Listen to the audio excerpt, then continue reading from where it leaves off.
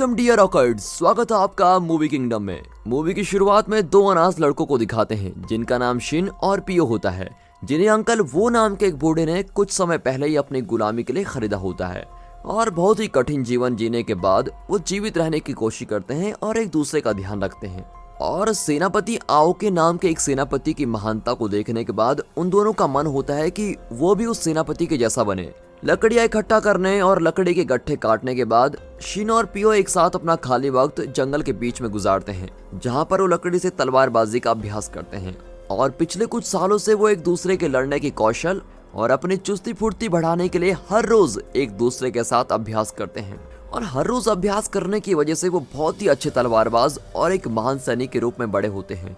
अब एक दिन जब वो एक दूसरे के साथ अभ्यास कर रहे होते हैं, तभी एक सेनापति जिसका नाम चैंग होता है वो पियो की तलवारबाजी को देखता है और उसकी काफी तारीफ करता है। अब अगले दिन सेनापति चैंग अंकल हो के घर जाते हैं और उन्हें बताते हैं कि शाही दल अलग अलग क्षेत्रों से शाही सैनिकों को इकट्ठा करने के लिए भर्ती कर रहा है। और उसके यहाँ आने की एक ही वजह होती है, वो ये है कि वो अंकल वो से इजाजत लेने आया होता है कि क्या वो पियो को अपने साथ साम्राज्य में ले जाकर उसे साम्राज्य के कुछ खास सैनिकों के साथ तैयार करना चाहता है।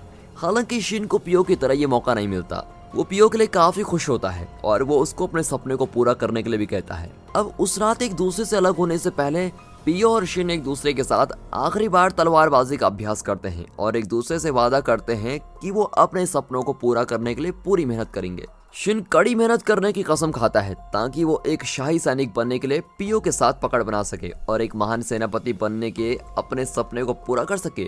और फिर अगले कुछ दिनों तक शिन अपनी तलवारबाजी की तकनीक को और अच्छा करने के लिए कड़ी मेहनत करता है। वो अपने लड़ने के तरीकों में काफी सुधार करता है और कठोर अभ्यास करने के बाद वो अपनी लकड़ी की तलवार से एक पत्थर को आसानी से तोड़ देता है। अब कुछ दिनों बाद जब वो अपनी झोपड़ी में आराम कर रहा होता है तो पियो वहां आता है, जिसे देख शिन बड़ा ही हैरान रह जाता है क्योंकि पियो बहुत ही बुरी तरह से जख्मी होता है। और यही नहीं, पियो मरने वाली हालत में होता है। फिर पियो उसको बताता है कि महल में तख्ता पलट हुआ है, जहां राजा के छोटे भाई ने राजा को मारने के लिए किसी को भेजा है।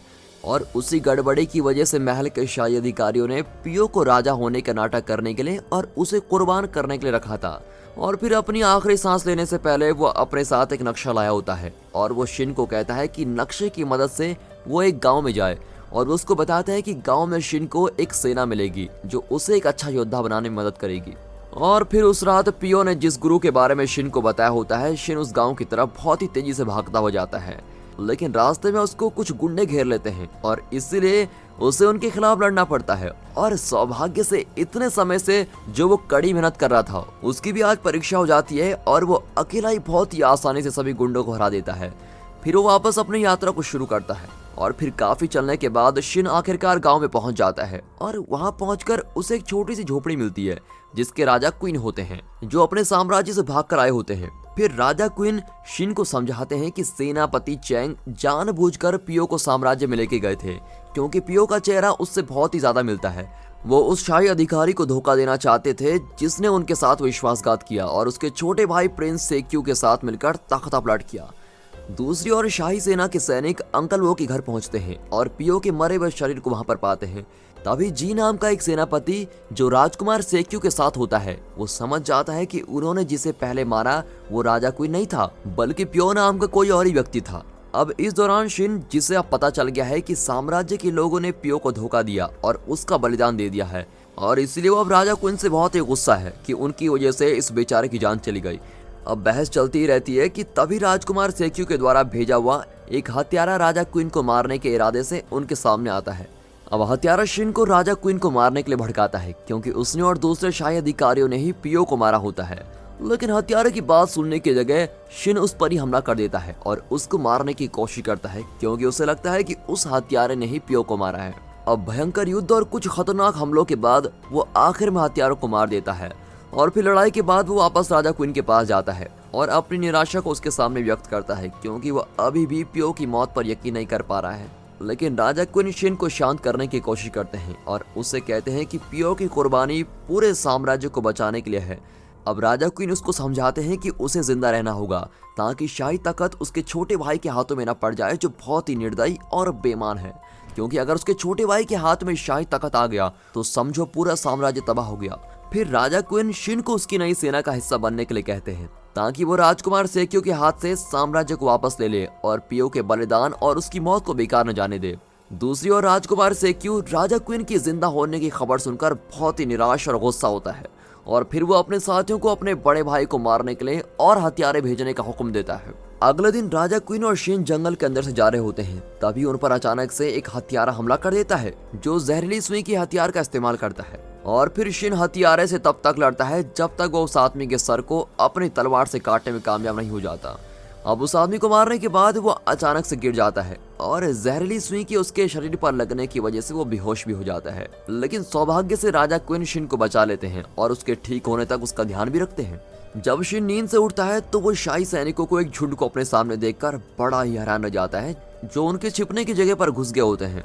लेकिन फिर सौभाग्य से वो शाही सेना सेनापति चैंग की होती है जो अभी भी राजा क्वीन का वफादार है। राजा क्वीन के लिए अपनी भक्ति की घोषणा करने के बाद सेनापति चैंग एक रणनीति बनाते हैं ताकि वो राजकुमार सेक्यू से शाही घड़ी को वापस ले सके।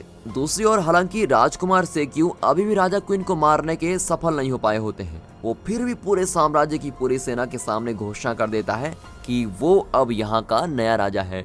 अब इस दौरान राजा क्वीन बड़े निराश होते हैं क्योंकि उनके पास शाही सेना से लड़ने के लिए बहुत ही कम सेना होती है। अब ये सुनकर सेनापति में से एक उन्हें पहाड़ी जनजाति के लोगों से मिलने और एक बड़ी सेना बनाने के लिए उनकी मदद मांगने का सुझाव देता है और ये जानकर राजा क्वीन उसकी बात मान देते हैं और उसी वक्त पूरी सेना को पहाड़ी जनजातियों के इलाके में भेज देते हैं। अब बहुत ही लंबे और खतरनाक रास्तों से होते हुए राजा क्वीन और उसकी सेना पहाड़ी जनजातियों के इलाके की सीमा में पहुंच जाती है, लेकिन वहां पहुंचने पर पहाड़ी जनजाति की सेना के लोग कोई खास उनका स्वागत नहीं करते और वो उनको बंदी बना लेते हैं।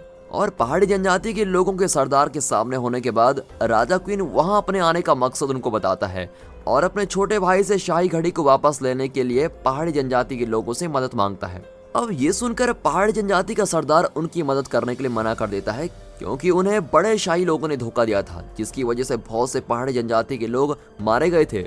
और फिर राजा क्वीन आसानी से हार नहीं मानते, इसलिए वो सभी पहाड़ी जनजाति के लोगों से आज तक जो भी शाही अधिकारियों ने उनसे गलती की है उसके लिए माफी मांगते हैं और उनकी माफी की ईमानदारी को सुनकर पहाड़ी जनजाति का सरदार उन्हें माफ करने का फैसला करता है और शाही घड़ी को वापस लेने में उनकी मदद करने के लिए राजी हो जाता है। पहाड़ी जनजाति के लोग उनकी सेना के साथ मिल जाते हैं और शाही महल पर हमला करने के लिए बिल्कुल योजना बनाते हैं और तैयार रहते हैं। इसके बाद राजा क्वीन और दूसरे सभी लोग शाही सेना पर अलग अलग दिशाओं से हमला करने की रणनीति बनाते हैं। वो शिन और सेनापति चैंग को पहली सेना का नेता बनाते हैं जबकि वो खुद को पहाड़ी जनजाति के सदस्य के रूप में वहां जाने का फैसला करता है। अब अगले दिन पहाड़ी जनजाति की सेना और राजा क्वीन की सेना साम्राज्य में पहुंच जाती है और पहाड़ी जनजाति के सरदार साम्राज्य के सेनापति से मिलते हैं और उन्हें बताते हैं कि उनकी सेना राजकुमार सेक्यू की सेना के साथ मिलना चाहते हैं। पहाड़ी जनजाति के अच्छे इरादे को सुनकर शाही सेनापति पहाड़ी जनजाति की सेना को साम्राज्य में आने देता है और फिर आखिरकार पहाड़ी जनजाति के लोग और राजा क्वीन की सेना सफलतापूर्वक साम्राज्य में पहुंच जाती है और वो तुरंत दरवाजे की सुरक्षा करने वाले सिपाहियों पर हमला कर देते हैं। इसके बाद राजा क्वीन शिन को हुक्म देता है और पहली सेना गुप्त रास्ते से महल में जाती है जबकि वो अपनी दूसरी सेना और पहाड़ी जनजाति के सरदार के साथ मिलकर मुख्य रास्ते से हमला करते हैं। अब राज्य की सुरक्षा करने वाले सैनिकों और हमला करने वाले पहाड़ी जनजाति के सैनिकों के बीच एक विशाल युद्ध शुरू हो जाता है। पहाड़ी जनजाति के योद्धाओं के लड़ने के तरीके और उनकी ताकत की वजह से राजा क्वीन शाही सिपाहियों को हरा देते हैं। दूसरी ओर शिन और पहली सेना को एक बड़े दानव से लड़ना पड़ता है जो गुप्त रास्ते की रक्षा कर रहा होता है। हालांकि सेना को शुरू में उस दानव से लड़ने में थोड़ी परेशानी होती है, लेकिन बाद में शिन एक बहुत ही खतरनाक तलवार के हमले से उस दानव को मार देता है। अब उसके बाद शिन और पहली सेना राजकुमार सेक्यू को मारने के लिए शाही महल में घुस जाती है।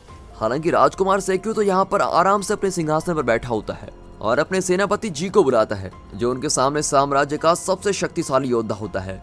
और फिर सेनापति जी शिन को एक एक युद्ध के लिए चुनौती देता है और वो बिना किसी संकोच के उसकी चुनौती को मान लेता है। अब उनके बीच की लड़ाई बहुत ही भयंकर होती है क्योंकि वो दोनों ही तलवार के लड़ने के हुनर में बहुत ही माहिर होते हैं। हालांकि शिन की आत्मा और विचार सेनापति जी से बहुत ही ज्यादा मजबूत होते हैं, इसलिए आखिर में शिन उस चुनौती में जीत जाता है और सेनापति जी को अपने सामने मरा हुआ देखकर राजकुमार सेक्यू महल से भागने लगता है। लेकिन महल के दरवाजे के सामने राजा क्वीन और पहाड़ी जनजाति के लोग उसको घेर लेते हैं। राजा क्वीन को राजकुमार सेक्यू को हराने के लिए कोई ज्यादा मेहनत नहीं करनी पड़ती क्योंकि वो एक ही हमले से उसको हरा देता है। अब उसके बाद ही सेनापति आओकी जो पास ही साम्राज्य का सबसे शक्तिशाली सेनापति होता है, वो राजा क्वीन के पास आता है और उससे पूछता है उन्होंने ये युद्ध क्यों लड़ा। फिर राजा क्वीन उसको बताते हैं कि उन्हें शाही सिंहासन को वापस पाना था ताकि शाही तख्त किसी शाही धोखेबाज के हाथों में न चले जाए। वो शाही राज्यों के लिए न्याय और शांति बनाए रखने के लिए जापान में सभी राज्यों को एकजुट करने का इरादा करता है। अब ये कारण को सुनकर सेनापति आओकी उसकी इच्छा से सहमत होता है और शांति बनाए रखने के लिए उससे वादा करता है। हालांकि कुछ शाही सेनापति राजा क्वीन की जीत को नहीं मानते और वो अभी भी राजकुमार सेक्यू के वफादार होते हैं, इसलिए वो अपने कुछ सैनिकों को सेनापति आओकी और राजा क्वीन पर हमला करने को कहते हैं। लेकिन पूरे आत्मविश्वास के साथ सेनापति आओकी एक ही हमले से सारे सैनिकों को हरा देता है। अब ये देखकर राजकुमार सेक्यू का वफादार सेनापति बहुत ही गुस्सा हो जाता है और राजा क्वीन पर हमला करने के लिए वहां पर चला जाता है। लेकिन सौभाग्य से शिन बहुत ही जल्दी से सेनापति के हमले को रोक देता है और उसकी तलवार से उस सेनापति को मार देता है। और शिन को देखकर सेनापति आओकी उसकी बहुत ही तारीफ करता है और ये भी कहता है कि एक दिन शिन साम्राज्य का सबसे ताकतवर सेनापति होगा। अब शिन की बढ़ाई करने के बाद सेनापति आओकी और उसके सैनिक साम्राज्य से चले जाते हैं, लेकिन उनके जाने से पहले शिन उन्हें अपना नाम बताता है और उनसे कहता है कि वो उसके नाम को याद रखें। अब जब राजकुमार सेक्यू हार चुका है और सभी नमक हराम सेनापति मर चुके हैं तो राजा क्वीन और उसकी सेना अपनी जीत की खुशी मनाते हैं क्योंकि वो देशद्रोहियों से राजगद्दी को हथियाने में सफल हो गए हैं। अब पहाड़ी जनजाति के लोग भी खुशी मनाते हैं जैसे कि ये जीत उनकी भी हो। और फिर पहाड़ी जनजाति के सरदार के शाही महल को छोड़ने से पहले वो शिन के साहस और जुनून के लिए उसको इनाम के रूप में एक तलवार देते हैं। और अब जब सेनापति आओकी ने उसकी बढ़ाई कर ली है तो शिन को लगता है कि वो अब अपने सेनापति बनने के सफर में बहुत ही करीब पहुंच चुका है और बहुत ही जल्द वो एक अच्छा सेनापति बनेगा। आपकी जिंदगी में आपका क्या बनने का सपना है और आप उसको पूरा करने के लिए क्या क्या कर सकते हैं, कमेंट्स में जरूर बताइएगा। इस मूवी से हमें ये सीख मिलती है कि हमें अधिक सावधान रहना चाहिए क्योंकि हमारे आसपास के लोग भी हमें कभी भी धोखा दे सकते हैं। जबकि शिन के जीवन के अनुभव से हमें ये भी एहसास होता है कि एक गुलाम के जीवन की तरह एक मुश्किल जिंदगी होने के बाद भी हम अभी भी बड़े सपनों को पूरा करने के लिए अपने जुनून से सब कुछ बदल सकते हैं। और दोस्तों यहाँ पर ये मूवी खत्म होती है। अगर आपको वीडियो अच्छी लगी हो तो वीडियो को एक लाइक और चैनल को सब्सक्राइब अभी कर दें। एंड